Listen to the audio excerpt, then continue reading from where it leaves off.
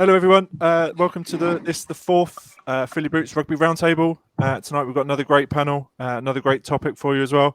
But if you want to catch up on the first 3 episodes, then you can just head to FYBRugby.com and all the information. Let's bring in our panel. Today's subject is going to be the return, but more importantly, sort of the first few weeks of. So let's bring in our great panel tonight. We've got Rachel Castola from the Women's Chair and Co-Club Captain of Millwall Rugby Club. We've got James McKay-Mount, the Director of Rugby for Market Harborough, and Nick, also the Director of Rugby at Staines RUFC. Hi everyone, how are you? Good evening. Just about here. Hi everyone. Thanks for having us. Good to see you. Thanks for coming on. Thanks for giving up your early evening. So yeah, for the next sort of 45 minutes or so, we're going to sort of talk about the first few weeks of training. Some clubs might not have been back in training yet, so this is an opportunity for clubs that have been in training to sort of share some ideas and let everyone know how it's gone on in the first few weeks. And if you want to leave comments or you want to ask questions to the panel, then please pop them in comments, and we will go through them as the evening unfolds. So this is the first question that we ask every week. How were your seasons before lockdown? We'll start with Nick, and then we'll go around the table.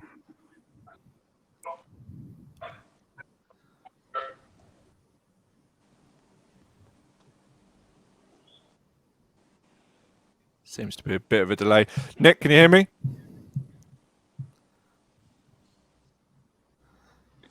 No. Can anybody else hear? Sure.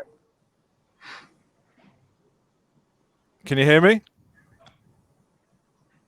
This is a good start, isn't it? Let's take me out and start again. Talk. So I can't hear you too. I can hear you. Ooh.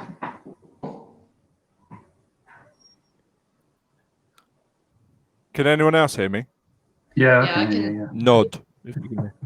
Okay, cool. Well, we'll start with James then. James, how was your season before lockdown? Well, this is exciting. He's back. God, it feels like a really long time ago that we actually were in a season. But yeah, we got promoted last year, so we came up into a really strong league in East Midlands, and we were expecting it to be tough, but we had a pretty good season actually. We were due to we officially finished 8th, but I think we probably would have finished 8th or 7th anyway. So yeah, we were pretty happy, I think, as a club with how we went against a pretty decent level of rugby.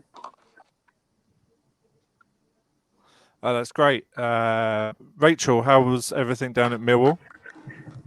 Yeah, so on the women's side, we had a bit of a tough season. We've also recently been promoted to the league we were in, and we had a massive turnover, which just kind of happened over the summer. So we had to really spend the season rebuilding. But it's gone well. The progress we've made since September is phenomenal, and we kind of still have that high and that drive for next season, despite all of the lockdown and things. That's great. And Nick, can you hear us yet? We were talking to him beforehand. Something's gone wrong.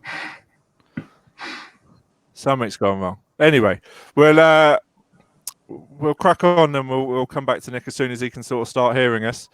So when did you guys start training? Has it been long?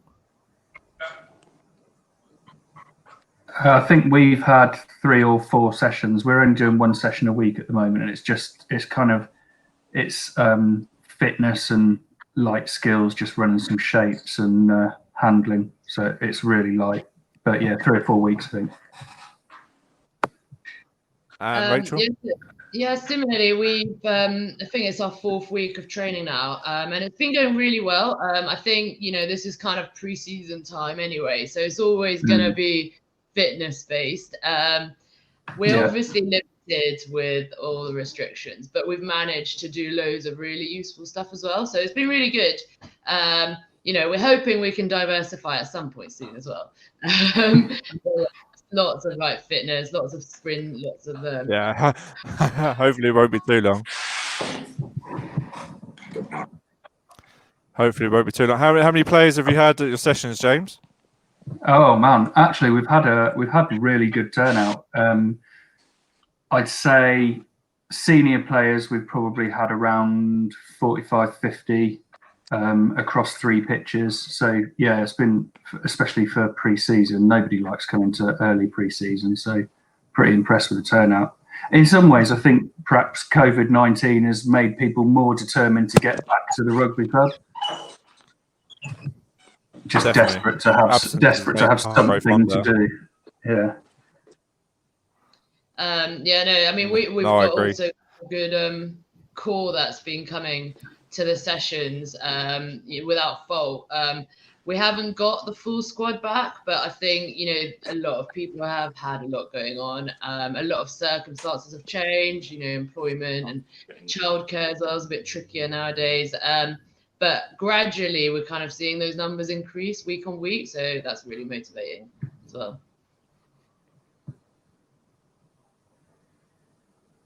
Yeah, definitely. What is there much other than sort of fitness work and ball work? Is there much that you can do so far? It's tricky because also you can't really get close to each other. You can only we're working in groups of 6, kind of 6, 7 maximum, and you can run some sort of backline shapes and do that kind of thing, but obviously you can't do any contact, so you can't do any kind of set pieces. So it's all the backs work, which for me as a hooker, that's no use to me whatsoever. I'm never going to be in a backline move, I hope. No, yeah, definitely exactly. not for me either.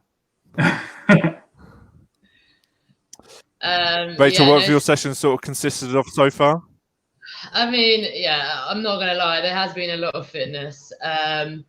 We've done also, some ball handling. A lot of we've actually done a bit of kicking, which is quite exciting. And I think, for us in the women's game, it's not used that much. So we're trying to capitalize on that and become really good kickers. We now know all the spots where they leave the posts up around London, which is good. Where are they? And we've also, done kind of strength and conditioning, all those things that you kind of don't have time for when you've got a match that weekend. But now's the time, essentially. Hopefully we can get to tackling, because you can always get better at that. But we'll wait till. Yeah, there's. I think there's a little while yet until we can get any sort of contact going. If you're not familiar, there's a sort of a 5-step roadmap, isn't there? And we're on stage 2 or B or something, which is 2. Yeah. So I think it's just a case of passing and running, which is not two things that I'm not particularly good at. No, yeah, so it's better than nothing. I mean, I'm actually on the comeback trail. I haven't played for 10 years. So I've been involved in the club for 3. This will be my 4th season coming up now, and I've determined to come back this season. Of all seasons, to want to come back to play rugby. I'm probably not going to get any rugby this season, but yeah. So this fitness work now, it's like I hate it, but I need it probably more than anybody else who's going to training. But why now? Why they come back now? I don't know. I've been away from rugby clubs for quite a while because of various work and having children and whatnot. And then I've come back and got involved volunteering at the rugby club and just being around the environment. It's a great club to be around, really friendly, welcomed me in and made me feel kind of part of the team. And it's just made me want to get back and play again. 43, I haven't got that many playing years left. especially with my knees. No, you might enjoy them while you've got 'em. Yeah, exactly. Let's see if we can bring Nick back in. Can you hear us, Nick? Can you hear us? Just about. I think what you said there was, "Can I hear you?" And that is correct. Yeah, that is correct. That's progress. How are you?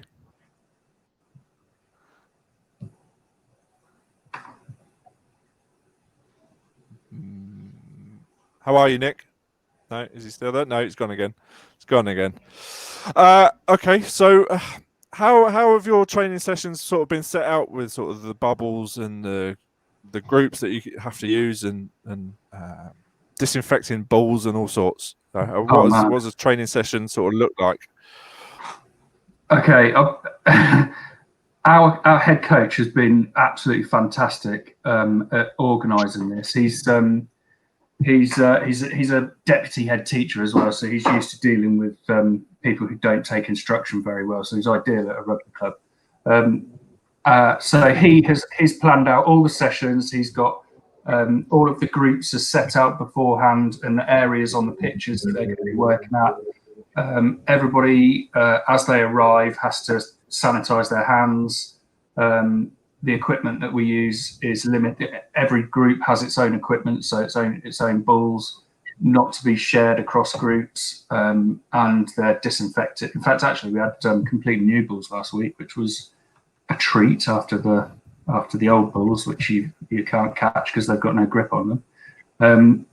But yeah, so our head coach Joe he's done a great job of organising it, and the club have taken it obviously really seriously as well. There's always people there, kind of making sure that everybody's doing what they're supposed to be doing and following the guidelines and keeping safe. So, I can't fault the club at all for the way they've set it out. It's been great.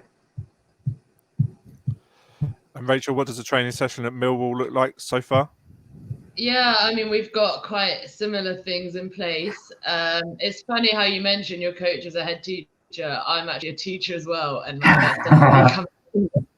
So I've got this little system of like color coding areas in the pitch and giving them bibs so that no one mixes. Yeah, exactly the same. You can tell I've not been teaching kids in the flesh recently. So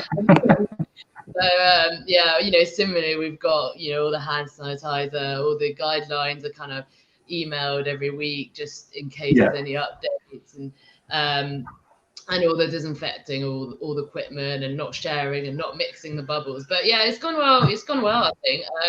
I think the first few sessions there was a little bit of reminding. I think everyone was really happy to see each other again after such a long time. And they did, just want to kind of like chat to the other bubbles. But, once you kind of, ask people to stay in their box and they do it. And now it's kind of everyone's got used to it. It's a bit of a routine.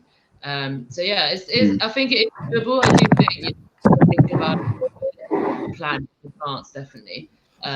Especially the way people arrive and let them mix with, all other stuff. But, yeah, it's gone well, I think.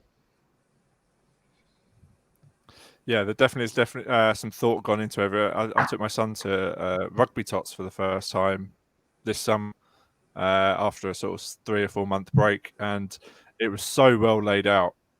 But the trouble with toddlers is they just want to go and talk to each other and run around. That must be. Oh man, I can't think of anything worse than trying to arrange small children in this situation. Good grief! But it was great, and the session was great, and that's actually the only rugby activity I've had so far. We haven't started training yet, so but hopefully in a couple of weeks it'll be me that's doing the running around or walking around. We've had a question come in. From Graham Malifian, and he says, "Would you encourage players to purchase and wear rugby gloves as an individual issue, as a way of reducing the risk of skin-on-skin contact?" And save washing the ball every few seconds. So I guess he's saying, do you want to look like Andy Good? Nobody wants that. No, nobody wants that. But is that something that could happen? They're fingerless, aren't they? Sorry, go on, Rachel. I know. I mean, I think it's something that I've not necessarily for the club, but I know schools have thought about quite a lot. And there is some kind of worry that when people wear gloves, they're a little bit more reckless. Because at the end of the day, if you kind of touch your face with the gloves, it does sort of defeat the point. So I think I'm I find not that sure. with headgear as well. Yeah, and so I don't find know that how. Yeah, the contact is harder and things. So yeah, I don't know how helpful that would be, but it could be worth looking into. I think, I probably wouldn't use any reusable gloves because you do need to take them off regularly as well. But yeah, that's just my bit on it. The thing is also, not everybody's going to wear them, so you'd still have to continue disinfecting all the equipment and making sure that everybody's doing their hands and also. I don't know anybody who wears them anymore. Are they even still? Is it even still possible to get them? I don't know. If Andy Good is watching and he has a supplier, then I'm sure he does. There's a sponsorship deal we had here. He's probably still got some left over from his career. Must do. Start selling them. It'd be making a fortune. But could obviously could stuff like leggings and sort of people wear long sleeve sort of undergarments anyway to keep warm, but could something like a legging or something like that come in to sort of protect the skin on skin? I wouldn't wear it. I look. I really hope not. I really hope not. It's not a good look for the front row, is it? No, definitely not. Definitely not. But unfortunately, these things might have to be thought about in order for some sort of game to take place. It would have to be a kind of all-over covering. To be honest, I can't see really any benefit of having extra layers of covering, unless you're kind of wearing masks, and the potential harm from restricting breathing would be possibly worse than the benefit. That's my opinion. I don't know. I'm not a respiratory doctor though, so my knowledge of this is pretty limited. Someone did suggest it's not. To be honest, this is. Go on. Sorry, someone did suggest to me we should get those massive bubble suits. I don't know if you've ever seen those, which are hysterical to ever play. That'd be awesome. I would definitely play rugby in that. I'm not sure how much ball, it might be hard to hold the ball, but one-handed play. Very entertaining to watch, though, I imagine. Do you think we're gonna end up playing some sort of not non-contact, but sort of minimal contact game to get started, or is that completely off the table? We're not going to do it. I don't know. That's a really interesting one because I think you can't. I mean, what are you going to? You'd have to do away with scrums. You'd have to do away with tackles. Lineouts probably would be massively changed as well. And what are you left with? You're left with rugby league. You're left with tag and touch, aren't you? Yeah. Well, yeah. In fact, actually, yeah. Not even rugby league. I can't really see. I think the only way they're going to be able to make it work is wait until it's safe enough to play the full game, because you know what rugby's like. You make temporary changes to the laws, they become permanent, and the game's changed forever. Yeah. Not that I'm against change, but you don't want to end up with a game that was in 5 years' time that was meant to have changed temporarily and is now completely different. I don't know. I can't see how it could work, to be honest. No, I think similarly, if we're talking about getting back into the league competitions, I mean, I can't see major changes working because from a refereeing point of view, I'm sure that would be really difficult. From a player point of view, it's really hard to get used to changes whenever we do have new rules. I mean, that's people forget, and they don't always, it takes a long time to actually make it happen. So, I think it would have to be quite minimal, but, maybe someone will come up with some great idea. Yeah, I think we're all worried about it changing too much and ending up with something very different. They could. I mean, this could be the opportunity to do something to speed up the scrum, though, because I mean, I think everybody who watches rugby union would say that the scrum is a problem because of how long it takes. I don't know what they can do to maybe reduce the number of players, or I don't know, but it could be an opportunity to speed up the scrum and get the ball in and out faster. I mean, are there things they could do to? Because I'm actually a back. I'm not very, unlike you guys who are forward. How did you know that? How did you know? Yeah, how can you tell? You mentioned it.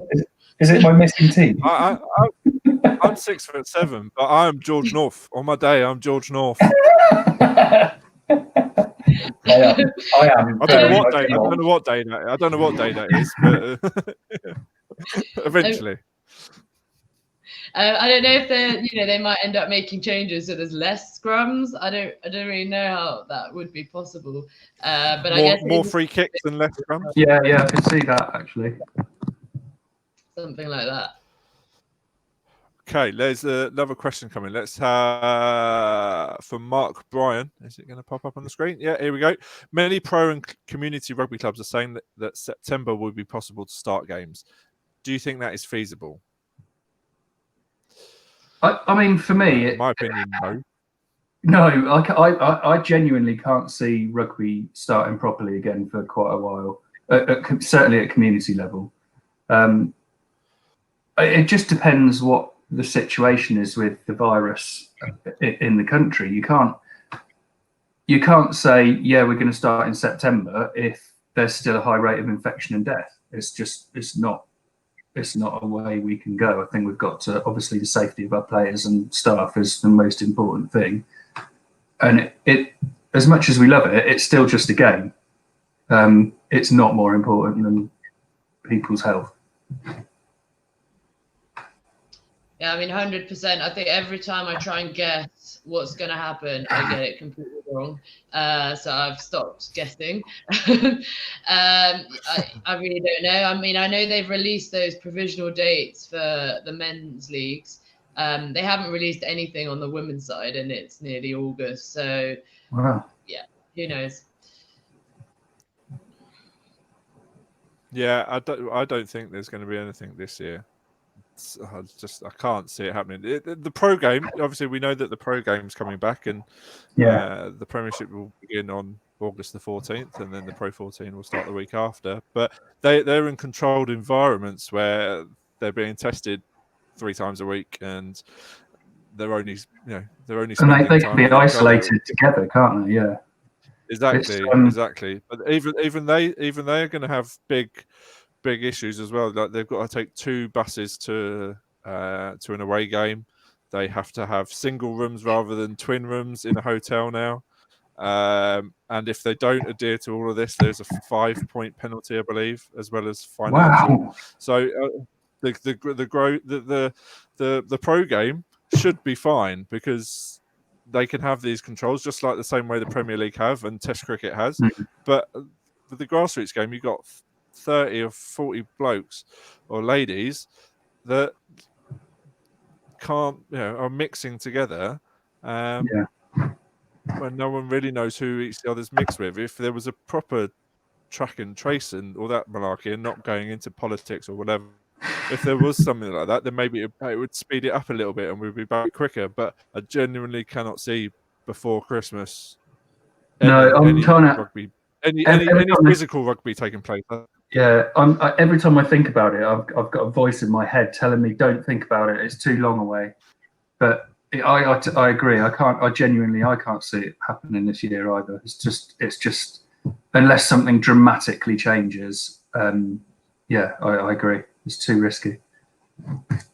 Do you think we could then see a tag rugby league between clubs as a way of getting people in clubhouses. I know that's sounds silly that we've just said that contact can't 30 blokes and ladies can't mix, but is there if there's no or very very tiny contact, is that something that could be possible in order to get people back in clubhouses and earn some money behind the bar?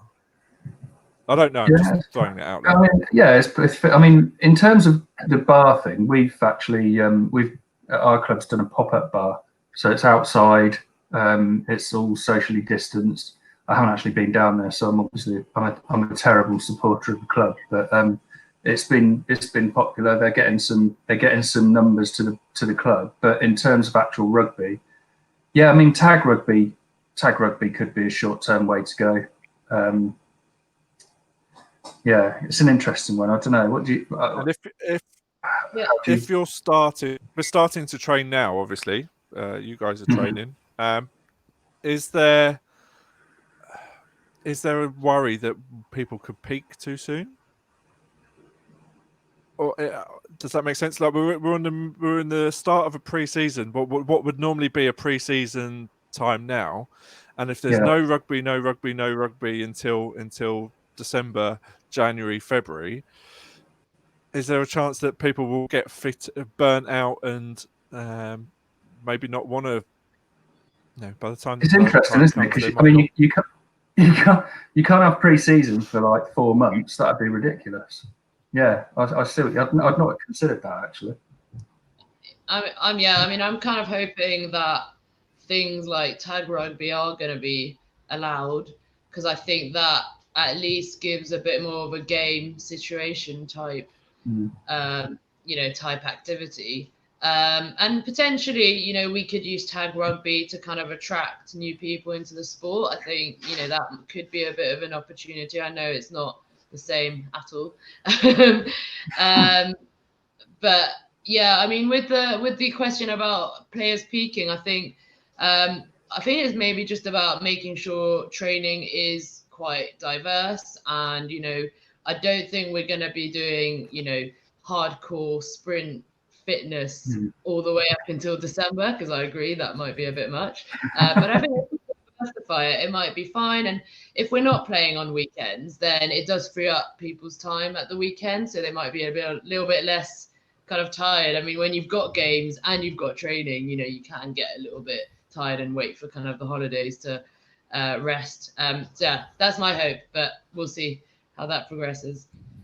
Realistically, definitely, they should be in the best conditions of their lives. On, sorry, I was just saying, realistically, because of the long rest and then the kind of prolonged fitness period, they should be in the best conditions of their lives. Like some of the pro players, like somebody like George North, for instance, who's had quite a lot of head knocks and has had sort of Lions Tour season, World Cup, and not really any rest in between. That is this period of rest is probably the first he's had for like 15 years. It must have been lovely. Yeah. In a weird way. I think we all have players in the clubs that kind of have a little niggle or have an injury and they never really properly rest it. Because they just love the game so much, and this is kind of a forced rest. So it could potentially, we end up having really, really strong squads when matches can start again. Oh, the quality of rugby is going to be dire, but the players are going to be so fit. That's fine. Yeah, if we can get rugby, even if it's crap, then that's better than nothing. Yeah, exactly. Yeah. Let's. Do you think there is going to be? This is another question that's coming. Do you think there's going to be a long-term knock-on effect to the game? Have any players come to you and said that I'm not going to play again because I'm a bit worried? No. For us, I mean, it's really hard to tell. I know that we've got players that have children, sometimes single parents and things, and their childcare options are a little bit more limited than they might have been before. So I think that might be tricky. Hopefully, more things go back to how they used to, and those challenges go down.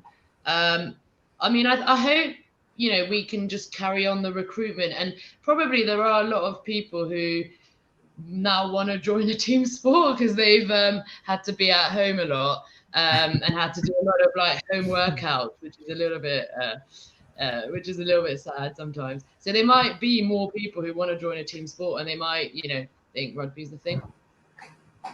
Yeah, no, that's a fair point actually. I think you highlighted there a difference between the women's game and the men's game, because I don't think there's any of our team are considering that kind of childcare issue, and they're just like, rugby, lads, let's get back to the rugby club kind of thing. That I haven't seen anybody expressing any concern about whether they're going to come back to play. But in terms of long-term knock-on effects, I mean, yeah, I can't see how there won't be, because I don't really see this COVID-19 going away. It's something probably that we will have to live with and be always sort of prepared to respond to, kind of thing. Definitely. And actually, on that, we did a survey at Freddy Boots to sort of asking that very question, like what people would are sort of planning on coming back or planning on not. And actually, we finally put the report together, which is actually on FYBRugby.com as of now. We were going to promote it tomorrow, but there's a couple of stats in here that I wanted to on that sort of very point. 1 in 20 players will say they're not going to return to playing rugby at all. Wow. And then 1 in 10 are saying that they're really unsure as to whether they'll play again. Wow, that's we surveyed 300 people came forward and did that survey, and 1 in 20 said that they wouldn't return to playing rugby. And have you got any idea? Sorry, have you got any idea of the reasons for things, or you probably wouldn't? It was something we were going to promote tomorrow, but it's on FYB Rugby now.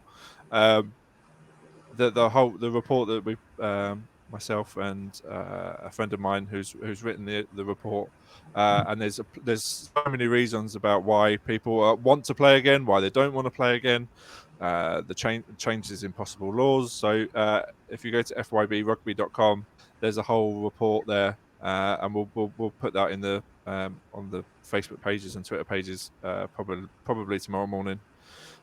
But yeah, I just thought while that sort of question came up, then it was probably a good time to sort of talk about that. Here, actually, one question: if you were starting training tomorrow for the first time, like what advice would you give? Like knowing what you know now after a few weeks in, what would you tell?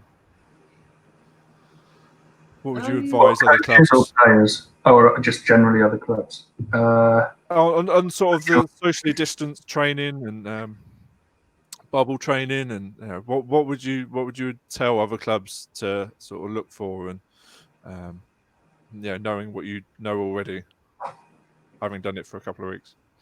I think for me, I'd say that the most important thing is to have a decent plan, publish it beforehand, make sure everybody knows what it is and that they're signed up to it, and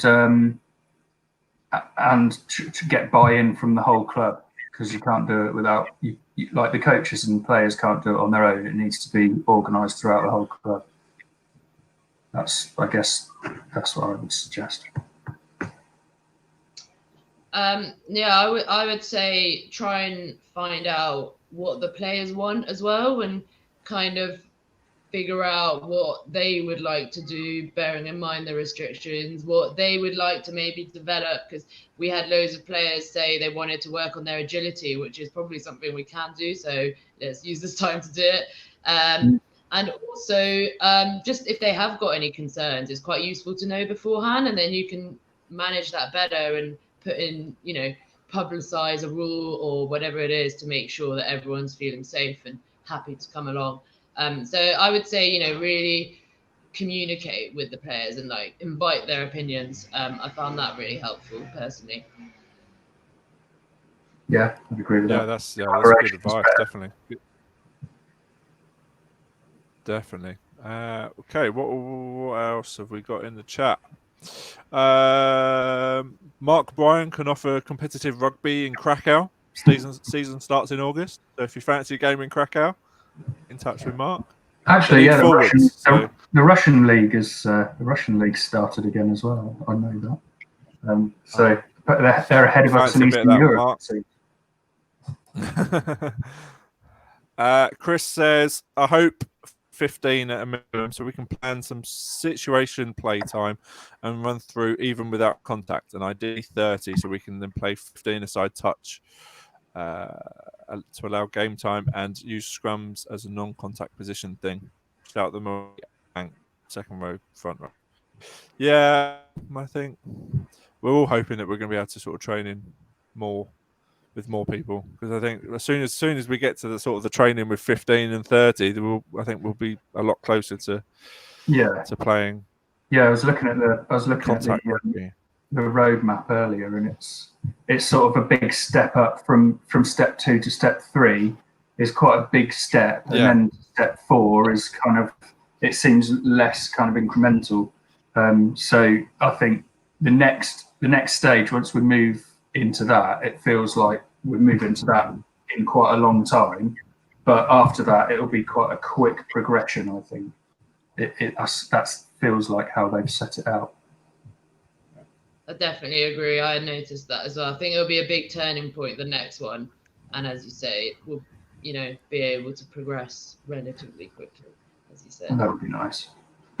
It might not happen. It might not happen for maybe a month or so yet. But I think once we get to the next stage, I think the following 2 stages will happen fairly quickly. I think. And this is the thing, So, like anything, hopefully, it's just entirely speculation at the moment. We can't possibly. Yeah, of course it is. If we were again, not wanting to get political, but if we were in Scotland, where the number of cases and like deaths has been reduced to like virtually nothing, we would be in a much more optimistic position to be able to predict the future. But at the moment, with the way things are in England, it is way harder to be able to say we can start doing more physical stuff on this date, because we just don't know how things are going to change. And like around here, I'm between Leicester, Kettering and Northampton, which has been one of the it's the worst area in the country essentially in England. And obviously Leicester's gone into another lockdown. I don't know if it's still in it, but it's been really hard. One of my good friends works in Kettering Hospital, and it, like for anybody who like doubts it, it is real, and it is a real big. It is really not fun to be surrounded by it. It's definitely not. I think it's really difficult with that. I think it's really difficult with that. Yeah, of we don't really want to be. We don't want to be in a situation where we're having to go back the stages either. No, God, no. Yeah. So on that point, we've got another question. Obviously, they're talking second wave of COVID-19 in the winter. Do you believe that could destroy the season before it even starts? Oh yeah, of course it can. Hopefully we're not going to get to that point, but yeah, Dave, I think of course it can. Hopefully, it doesn't happen. It's supposed to thrive in cold weather, isn't it? So, it's possible. Who knows? It's certainly part of the problem, isn't it? It is, and without wanting to get political, it's. I know we've said that a lot tonight, but it is everything that we want to do is play rugby, and we can't do that until things have got better. And if it then gets worse in the winter, then we're going to struggle to get. I mean, realistically, we could have no season. We could end up having no season at all. Do you think your club would survive having no season? Well, that's a really good question. It's tough. It would be tough. It feels like we're going down a really dark alley here, but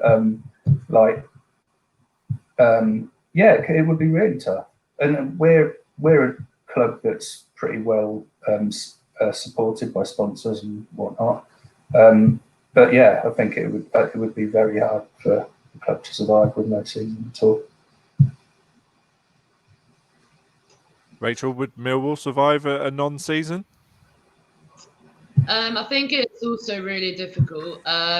We're a club that's in Zone 2 in London, so it means that, and we don't have our own pitches, which means that possibly some of our costs are a little bit lower than other clubs. But then on the other hand, things like our clubhouse and things that could generate money is also smaller and probably wouldn't allow as many people to come in as other clubs.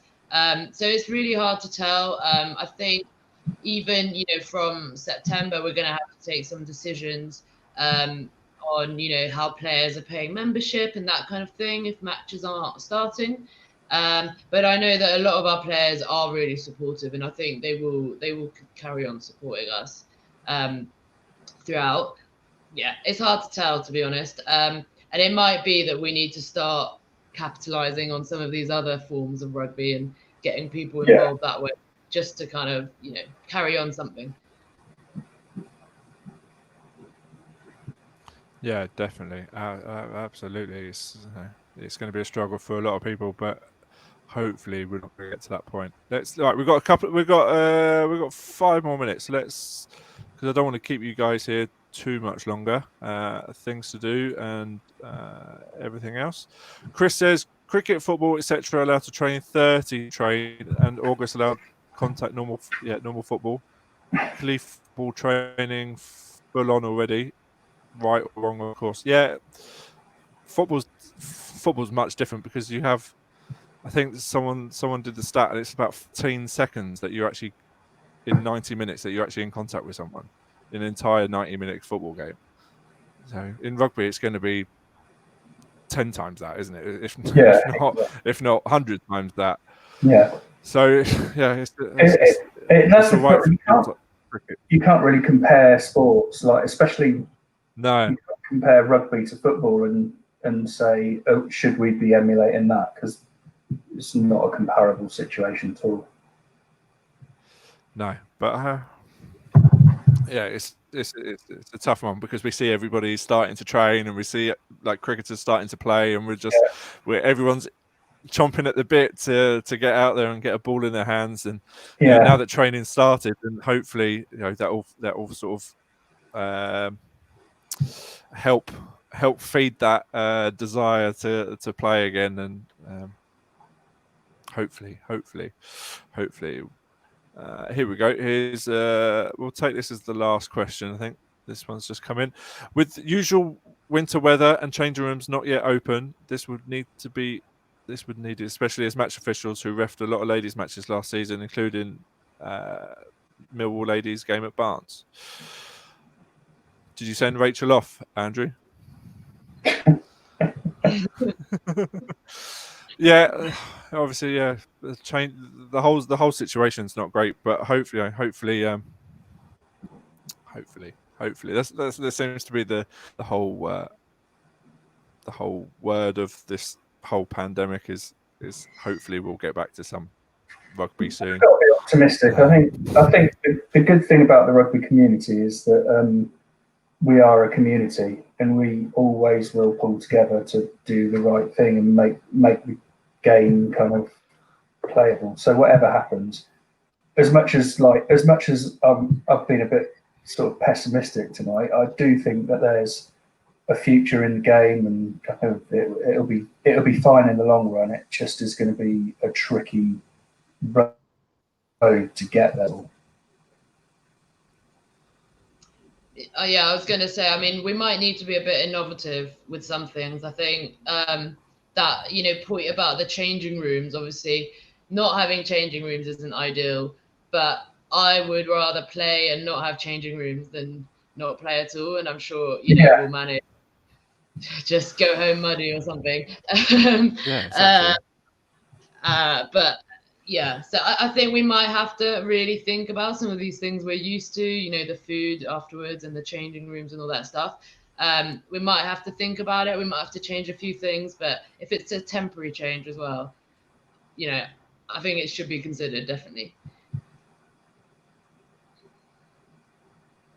Yeah, and but yeah, we have to be pleased that some training has started, and hopeful of the future. It won't be too long, and the RFU will change the guidance, and we can move on, and then we can eventually get games on. And that's ideal. That is what we want at the end of the day: is get some games on and get some people running around with the ball in their hands. Yeah. So finally, look, we asked this question to everyone, and we've covered this a couple of times tonight. But when will we be playing full contact rugby?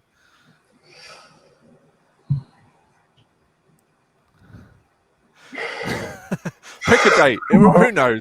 I'm going to say after Christmas. I think if we're not playing before, I think we'll be in a position after Christmas to play.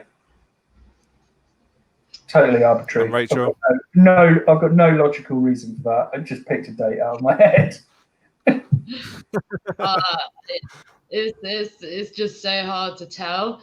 I would like it to be before Christmas, but again, if it is around that time, I think that would be good.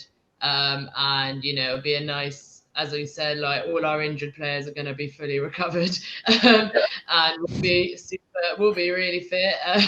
That's for sure. But yeah, I don't know. It's so hard to tell. I think we can't really guess what's going on higher up.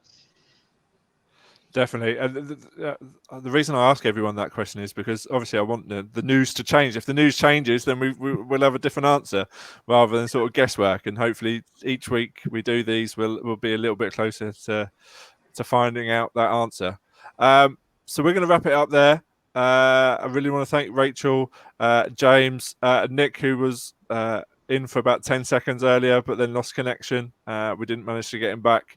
But thank you guys for giving up your time tonight. It's been really great, and hopefully maybe in a few weeks we'll get you back on, and we'll see how your training sessions have gone, and we can move this. We can try and help each other out as much as we can over the next few months, which is going to be sort of a difficult period. So yeah, next Thursday we'll be back with another topic and another panel. I haven't decided yet, but another topic, another panel. So at 6:30, this will be on YouTube in about an hour or so, and it will be a podcast tomorrow morning, available all your major podcasting networks: Apple, Spotify, Google, and we'll send out links and subscribe and leave nice reviews because we want to try and get paid. Yeah,